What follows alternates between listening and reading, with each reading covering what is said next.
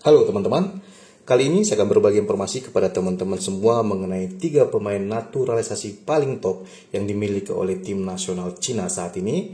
Dan kita ketahui bersama bahwa timnas Cina akan dijamu Indonesia pada 5 Juni 2025 mendatang di Stadion Gelora Bung Karno di lanjutan kualifikasi ketiga Piala Dunia 2026, khususnya matchday ke-9 teman-teman. Dan berikut merupakan 3 pemain naturalisasi paling top yang mereka miliki saat ini. Yang pertama ada Serginho teman-teman, yang baru-baru ini secara resmi bisa memperkuat tim nasional China dan telah melakukan debutnya pada bulan Maret 2025 lalu. Serginho ini sebelumnya berkewarganegaraan Brasil, akan tetapi karena sudah lama berkarir di Liga Cina, kurang lebih 5 tahun, maka ia bisa dinaturalisasi sehingga kini memperoleh kewarganegaraan Tiongkok atau China dan bisa membela timnas Cina setelah proses perpindahan federasinya selesai pada bulan Maret 2025 bulan lalu teman-teman. Serginho ini kini bermain untuk klub Liga 1 China atau Liga Super Cina bersama Beijing Guoan. Ia gelandang serang berusia 30 tahun, tinggi badan 1,8 meter, dan saat ini memiliki harga 31,29 miliar rupiah teman-teman. Angka ini cukup untuk menjadikan diri Serginho menjadi pemain paling mahal yang dimiliki oleh tim nasional Cina saat ini teman-teman. Dan karir profesional Serginho sejauh ini adalah di mana ia ternyata memulai karirnya dalam dunia sepak bola ketika bergabung dengan Santos U20, salah satu klub papan atas yang ada di Brazil. Dan tahun 2014 ia promosi ke tim utama teman-teman. Dan 2 tahun kemudian setelah promosi ke tim utama Santos, tepatnya 14 Juli 2016, ia dipinjamkan ke klub Brazil lainnya yaitu SC Vitória. 2016, setengah tahun kemudian ia kembali lagi ke klub induknya yaitu Santos, dan pada Februari 2017 ia kembali lagi dipinjamkan ke klub Brazil lainnya yaitu Santo André teman-teman.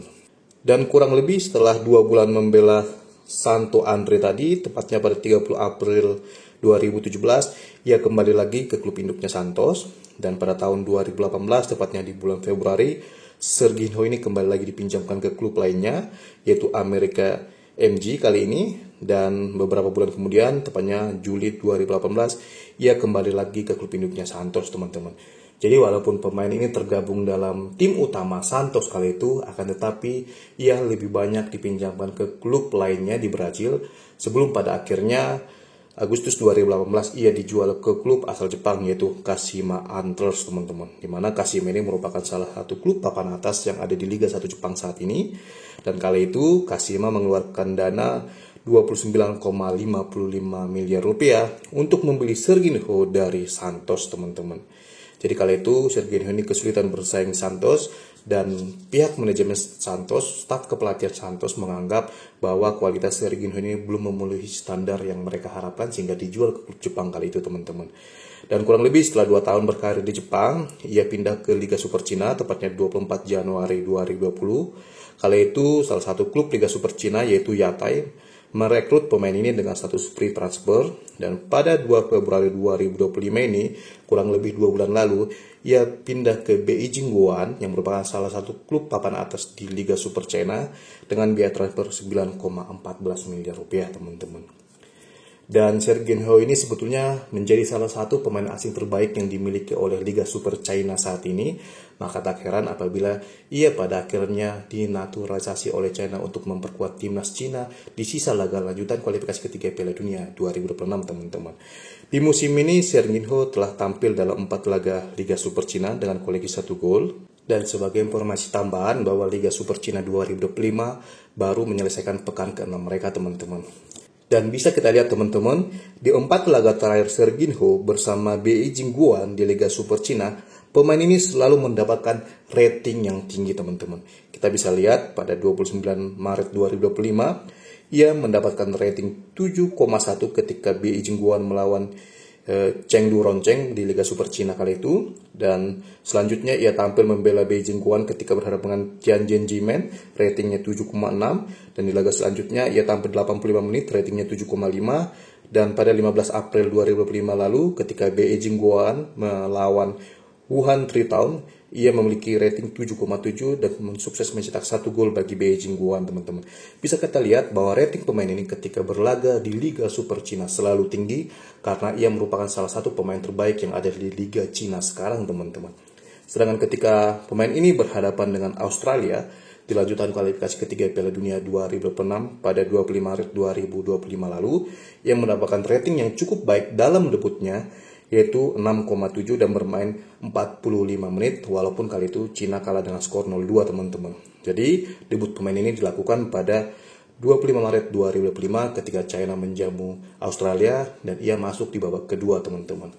Dan sejauh ini memang Serginho baru tampil dalam satu laga tim nasional China di berbagai event yang mereka ikuti, khususnya di kualifikasi Piala Dunia 2026, teman-teman. Dan sejauh ini, sosok Serginho ini telah tampil dalam puluhan laga profesional, teman-teman. Bisa kita lihat, teman-teman, bahwa di Liga Super Cina sejauh ini ia telah tampil dalam 85 laga, maksud saya, dengan koleksi 25 gol dan juga 17 assist, teman-teman. Tentu catatan gol dan juga assist yang cukup produktif dari seorang Serginho yang berposisi utama sebagai seorang gelandang serang, teman-teman. Dan sebelumnya juga ia berkesempatan tampil dalam 57 laga Serie A Brazil atau Liga 1 Brazil dengan koleksi 5 gol dan juga 4 assist. Dan selain itu ia berkesempatan tampil dalam 43 laga Liga 1 Jepang dengan koleksi 15 gol dan juga 3 assist. Dan juga di ajang Liga Champion Asia Elite, ia tampil dalam 16 laga dengan koleksi 9 gol dan juga 3 assist, teman-teman. Bisa kita lihat bahwa ternyata catatan gol Serginho di berbagai kompetisi profesional yang ia ikuti terbilang cukup baik, teman-teman. Dan tentu sosok Serginho ini akan menjadi lawan yang tangguh, akan menjadi pemain yang berbahaya di lini depan Cina ketika dijamu Indonesia nanti. Dan saya mengingat bahwa Tom Haye lah nanti sepertinya yang akan mendapatkan tugas untuk menjaga pergerakan pemain ini, karena Tom Haye memiliki posisi utama sebagai seorang gelandang bertahan yang besar kemungkinan akan bertemu sosok Serginho yang berposisi utama sebagai seorang gelandang serang, teman-teman. Menarik untuk kita simak kira-kira kedua pemain ini mana yang lebih tangguh dalam duel nanti, teman-teman. Dan sejauh ini, inilah performa Serginho bersama timnas Cina, di mana ketika 20 Maret 2025 ia telah dipanggil memperkuat Cina, dan dalam duel Arab Saudi melawan Cina kala itu di Arab Saudi, pemain ini bangku cadangkan dan baru melakukan debut ketika Cina menjamu Australia pada 25 Maret 2025 lalu, teman-teman. Dan kelebihan pemain ini dari informasi yang saya dapat adalah bahwa pemain ini selain bisa sebagai seorang gelandang serang, Serginho ini bisa juga sebagai second striker, teman-teman. Dan ia menggunakan kaki kiri dan tendangannya terkenal kuat dan sering mencetak gol melalui kaki kirinya, teman-teman. Dan kelebihan Serginho lainnya bahwa Serginho ternyata memiliki kemampuan passing yang luar biasa dan juga memiliki keterampilan olah bola yang mumpuni, dan itu memang sudah sewajarnya dimiliki oleh seorang pemain yang berposisi sebagai seorang gelandang serang, teman-teman. Tentu memang Serginho bisa dikatakan akan menjadi playmaker tim nasional Cina dalam duel melawan Indonesia nanti, dan tentu sosok Tom Haye harus menghentikan pergerakan dari Serginho ini agar aliran bola timnas Cina pada duel nanti tidak selancar yang diharapkan, teman-teman. Selain Tom Haye, tentu kita berharap gelandang-gelandang bertahan Indonesia lainnya bisa menghentikan pergerakan dari Serginho ini, karena memang ia merupakan seorang pemain yang berbahaya apabila kurang penjagaan atau pemain yang menjaga dia kurang memiliki kualitas yang mumpuni, teman-teman. Dan mari kita simak bagaimana performa Serginho ketika dijamu Indonesia pada 5 Juni 2025 mendatang, teman-teman. Yang pasti, pemain naturalisasi baru Cina ini merupakan pemain yang berbahaya, dan ia adalah pemain termahal yang dimiliki oleh China saat ini dengan harga pasar rate 31 miliaran rupiah, dan merupakan pemain asing terbaik yang dimiliki Liga Super China dalam beberapa tahun terakhir, teman-teman.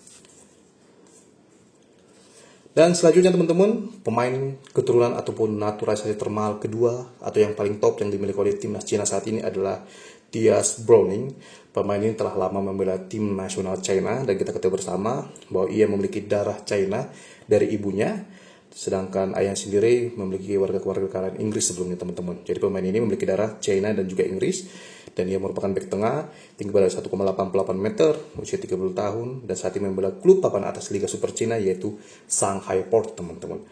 Harga pasar dari mantan pemain Everton ini adalah 13,04 miliar rupiah saat ini, teman-teman. Dan mari coba kita simak perjalanan karir dari seorang Thias Browning sebelumnya, di mana pemain ini merupakan jebolan dari Akademi Everton, dan pada tahun 2010 ia bermain untuk tim Everton U18. Di tahun 2012 ia bermain untuk Everton U21, dan di tahun 2014 ia dipinjamkan ke klub Wigan Athletic kala itu, dan sebulan kemudian ia dikembalikan lagi ke tim Everton U21 teman-teman. Dan setelah kembali ke Everton U21 di tahun 2014, tepatnya di bulan Juli, pemain ini dipromosikan ke tim utama Everton. Akan tetapi 3 tahun kemudian ia dipinjamkan ke klub Inggris lainnya, yaitu Preston, tepatnya pada Januari 2017. Dan pada Mei, atau kurang lebih setelah 4 bulan masa peminjaman, ia kembali lagi ke Everton. Dan di Juli 2017, 2 bulan setelah pemulangannya ke Everton, ia kembali dipinjamkan ke Sunderland teman-teman. Memang karir Thias Browning ini di Everton tidak berjalan mulus karena kasusnya mirip dengan Elkan Bagot, di mana pemain ini memang juga sering dipinjamkan ke klub lain yang levelnya di bawah Everton teman-teman. Dan pada tahun 2018, tepatnya Mei, ia kembali lagi ke klub induknya Everton karena jaminan bermain bersama Everton minim kali itu, maka Thias Browning pada tahun 2019, tepatnya bulan Februari, memilih melanjutkan karirnya di negara asal ibunya, yaitu Liga Super Cina, dengan bergabung dengan klub raksasa China saat itu, yaitu Guangzhou Evergrande, dengan biaya transfer 79,96 miliar rupiah saat itu teman-teman. Kemudian beberapa bulan setelah gabung dengan tim utama Guangzhou Evergrande, pemain ini harus rela turun kasta karena di Juli 2019 ia sempat diturunkan membela tim cadangan Guangzhou Evergrande, sebelum pada Januari 2020 ia kembali lagi ke tim utama Guangzhou Evergrande, dan di tahun 2022, tepatnya di bulan Agustus hingga sekarang, ia membela Shanghai Port teman-teman. Kala itu Shanghai Port mendapatkan Thias Browning dari Guangzhou Evergrande dengan status free transfer karena kontrak sang pemain bersama Guangzhou Evergrande telah habis kala itu teman-teman. Dan untuk kondisi saat ini teman-teman, di Liga Super China musim 2025, pemain ini sempat tampil dalam 2 laga. Kita bisa lihat menit bermainnya 180 menit, yang artinya pemain ini selalu bermain full bersama Shanghai Port di musim ini teman-teman. Dan ia juga berkesempatan tampil dalam 1 laga Liga Super Cup China dan 6 laga di Liga Champion Asia Elite musim ini teman-teman. Akan tetapi ketika melawan Arab Saudi pada 21 Maret 2025 lalu, Thias Browning ini mengalami cedera teman-teman, sehingga kali itu ia ditarik keluar dan hanya bermain 45 menit, dan hingga sekarang ia masih mengalami cedera otot yang tertarik teman-teman. Saya kurang tahu persisnya seperti apa, akan tetapi pemain ini saat ini sedang cedera, dan ini bisa dibuktikan dari beberapa laga Shanghai Port, pemain ini tidak ikut serta, tidak tampil karena masih mengalami cedera teman-teman. Kita bisa lihat setelah melawan Cina setelah melawan Arab Saudi 21 Maret 2025, ia absen ketika Cina menjam Australia pada 25 Maret karena masih cedera. Terus pada 28 Maret, 2 April hingga 6 April ia tidak membela Shanghai Port di Liga Super Cina karena kondisinya saat ini masih cedera dan belum tahu apakah bisa diturunkan atau tidak ketika melawan Indonesia di GBK pada bulan Juni nanti teman-teman.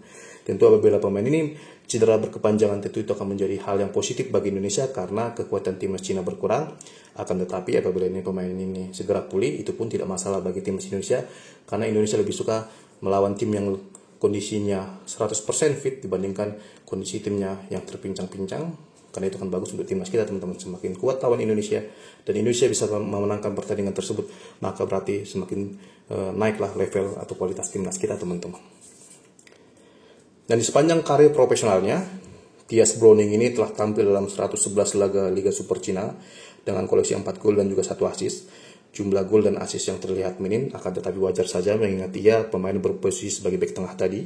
Dan ia juga berkesempatan tampil dalam 67 laga di Premier League 2, di mana ini merupakan kompetisi untuk tim muda, tim-tim yang bermain di Premier League seperti halnya Justin Hapner yang bermain di Wolves U21 sekarang teman-teman. Ia juga berkesempatan ketika masa peminjamannya bermain dalam 37 laga Liga 2 Inggris, 31 laga di Liga Tim Cadangan Premier League, 12 laga di Liga Champion Asia Elite, dan juga berkesempatan tampil dalam 7 laga di ajang Premier League teman-teman. Jadi beberapa tahun ia menjadi bagian Everton, ternyata pemain ini hanya berkesempatan tampil dalam 7 laga Premier League dengan bermain 328 menit teman-teman. Dan pengalaman pemain ini di level tim nasional, kita bisa lihat dalam kategori usia muda, ia pernah membela timnas Inggris Junior, yaitu U17 sampai U21 dalam kurun waktu 2010 hingga 2014 teman-teman. Dan pemain ini melakukan debutnya bersama timnas Cina pada 30 Mei 2021. dan sejauh ini telah tampil dalam 33 laga dengan koleksi 1 gol teman-teman. Dan hingga sekarang pemain ini masih menjadi bek andalan tim nasional China teman-teman.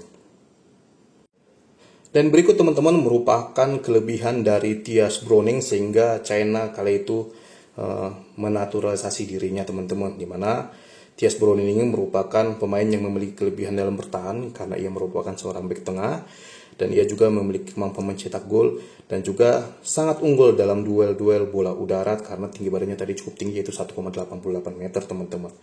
Kita bisa lihat kelebihan lainnya tuh di mana ia mampu mengisi posisi bek tengah dan bek kanan. Posisi utamanya tadi bek tengah, posisi lainnya bek kanan. Dan juga di Liga Super Cina, persentase menang duelnya adalah 84,6% dan juga melakukan intersepsi di sini 88,9%, yang artinya pemain ini memang sangat unggul dalam duel-duel bola atas dan juga duel-duel untuk menghentikan laju bola, duel 1 lawan 1 juga pemain ini memiliki kualitas yang mumpuni teman-teman. Tapi mengingat usia sudah 30 tahun sekarang mungkin kualitas Thias Browning tidak sehebat dulu, akan tetap Thias Browning saat ini masih menjadi tembok pertahanan tim nasional Cina teman-teman.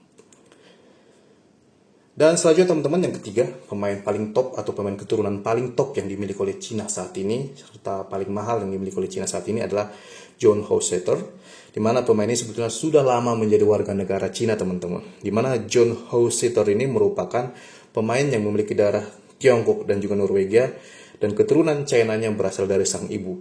Pada tahun 2019 lalu, tepatnya 31 Januari, pemain ini telah melakukan proses perpindahan kewarganegaraan dari Norwegia ke Tiongkok, teman-teman.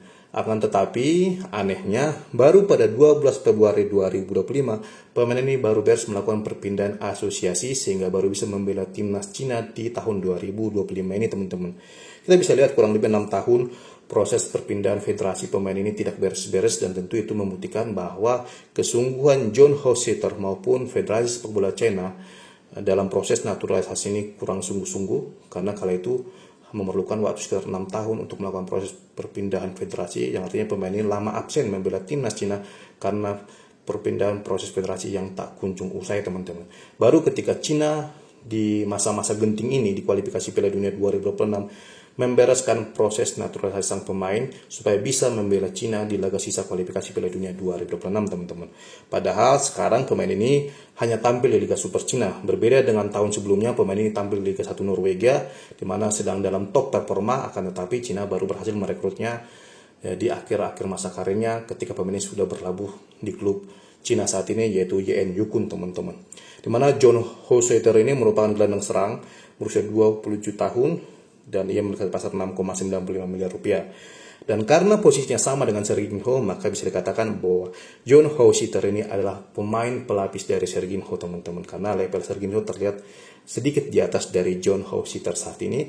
Dan buktinya pada bulan Maret lalu, pemain ini belum bisa membela tim nasional Cina karena kali itu memang ia dikabarkan dipanggil akan tetapi tidak diturunkan pelatih kepala Cina kali itu teman-teman.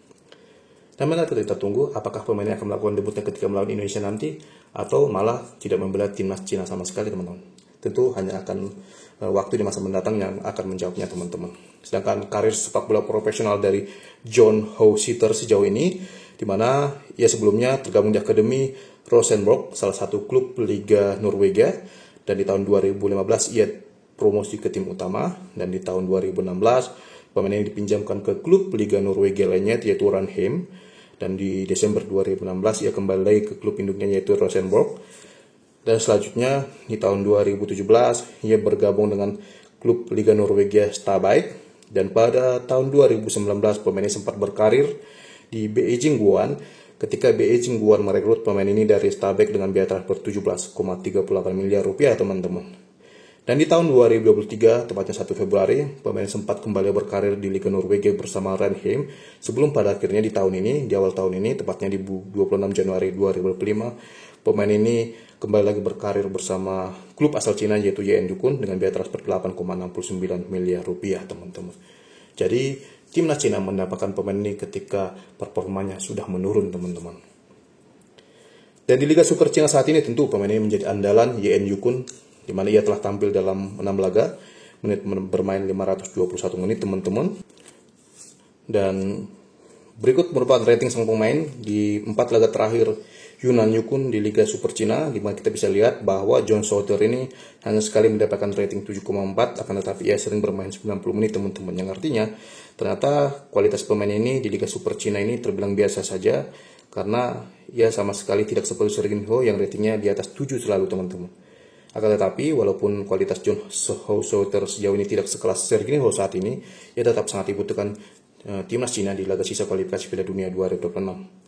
Dalam 4 laga terakhir Yunnan Yukun, pemain ini terlihat menjadi pemain inti di sana teman-teman. Yang artinya semakin banyak menit bermain yang ia dapatkan bersama Yunnan Yukun di musim ini, maka semakin besar pula potensi pemain ini dipanggil memperkuat timnas Cina di bulan Juni 2025 mendatang.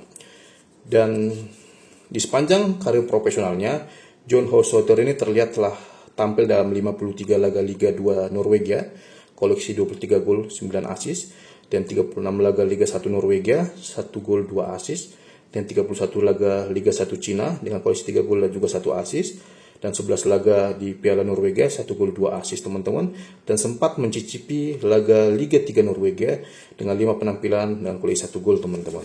Sedangkan di level tim nasional, John Souther ini pernah membela timnas Norwegia Junior U15 sampai U19 dalam kurun waktu 2013 hingga 2016. Dan ia pernah dipanggil memperkuat timnas Cina, akan tetapi belum melakukan debutnya hingga sekarang teman-teman.